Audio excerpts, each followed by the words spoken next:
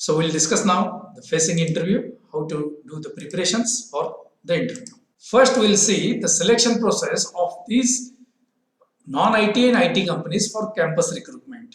What are different steps these companies will carry out for the selection? So first thing is the qualifying marks. They will look into the qualifying marks. You have to fulfill this criteria. Of course, in detail, we'll see the qualifying marks in some times. Then there will be aptitude test. There will be writing skills test. There will be group discussion, technical test, then technical interview, then HR interview, and final interview. All these mentioned steps, it is not necessary that every company will carry out all these steps. It may happen that some companies may skip writing skills, some companies may skip technical interview or the final interview. It depends company to company, the company policies that out of these mentioned, what are the steps every company will follow. But as a student, as a candidate for this interview, it is better that candidate should prepare for all these steps. So it may happen that you will be appearing for one company which may not be conducting the writing skill test, whereas you will be appearing for another company which will be conducting the writing skill test. So better you prepare for all these steps. We'll see these steps in detail one by one. So let us see the qualifying marks. In qualifying marks, the company people will look into your SSC marks, HSC mark. If you have done diploma, then diploma marks, those in all percentage. At the same time, they will look the semester-wise marks, whether you have got semester-wise first class or year-wise first class for all your engineering years. How much is your aggregate marks? Some companies will ask for aggregate of the candidate should be above 80. Some companies will ask for 70. Some companies will ask for 60. Likewise, they will ask. At the same time, most of the companies insist that students should have completed the course in minimum duration. That is, engineering course of 4-year duration, students should have been completed in 4-year duration. There should not be any year gap. Some companies will ask for all clear, whereas few companies will allow live KTs. Now here it is necessary that you must know the difference between live KTs and dead KTs. You speak with your placement coordinator, with your placement officer about these different criteria. What is difference between live KT and dead KT?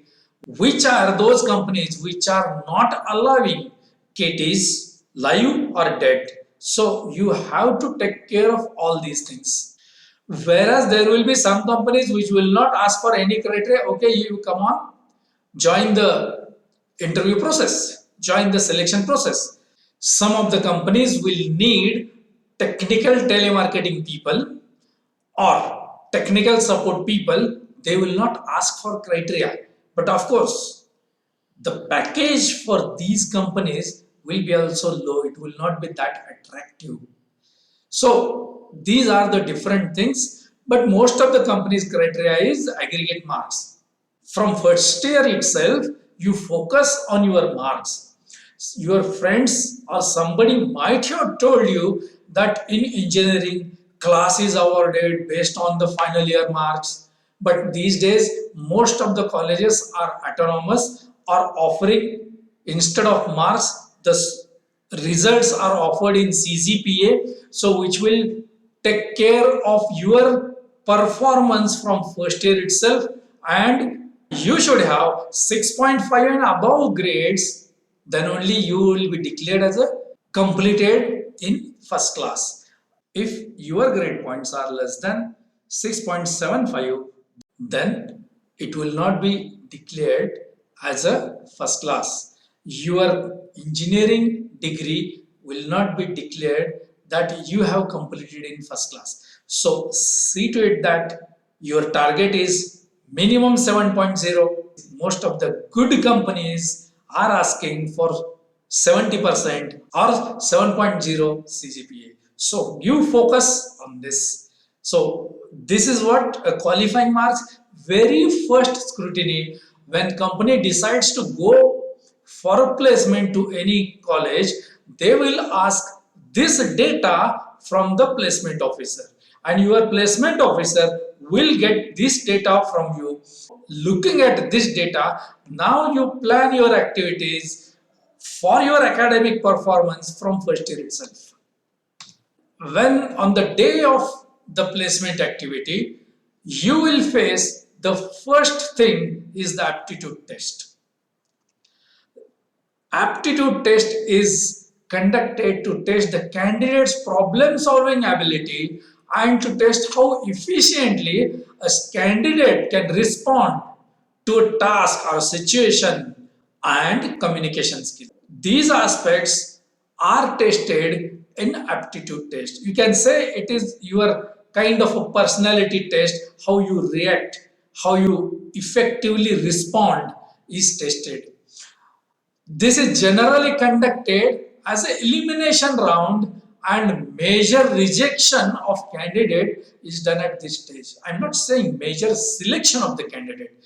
Major rejection is done at this stage because for an aptitude test, if around 100 students are appearing, only 10 students will get through the aptitude test. 90 students will be get rejected. In general, if company want one candidate to be selected, then they will select 10 candidates from the aptitude.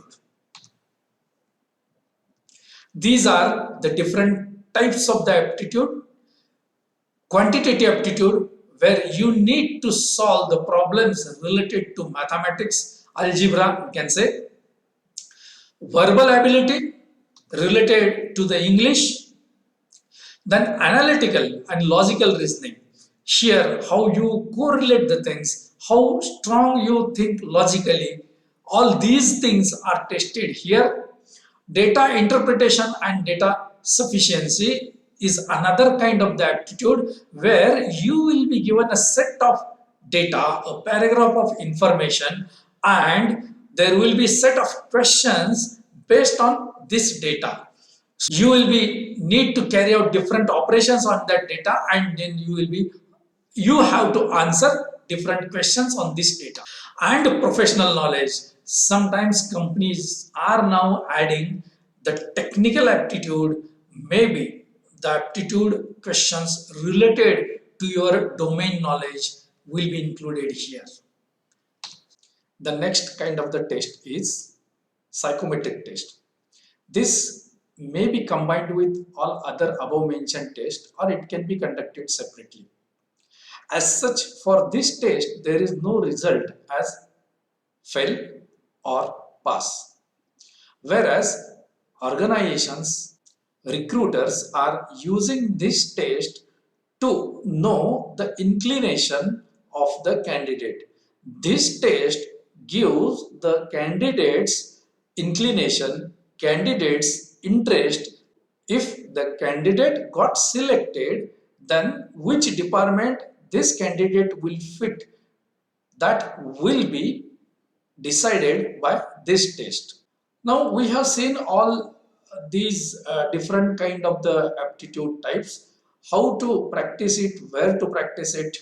There are different books which you can refer. At the same time, there are many companies which are offering these testing services. Almost every college will be taking the membership of some of the other of these companies. Now here this list shows that different companies offering tests and which are different corporates making use of these tests. Likewise, see here, the first is the MCAT test given by a company, Aspiring Minds, is used generally by Accenture, Emphasis, Snapdeal, Wipro, Mindtree, likewise companies. If you are practicing with Aspiring Minds MCAT test, then it will be beneficial or helpful to you when you are appearing for the campus recruitment process of these companies.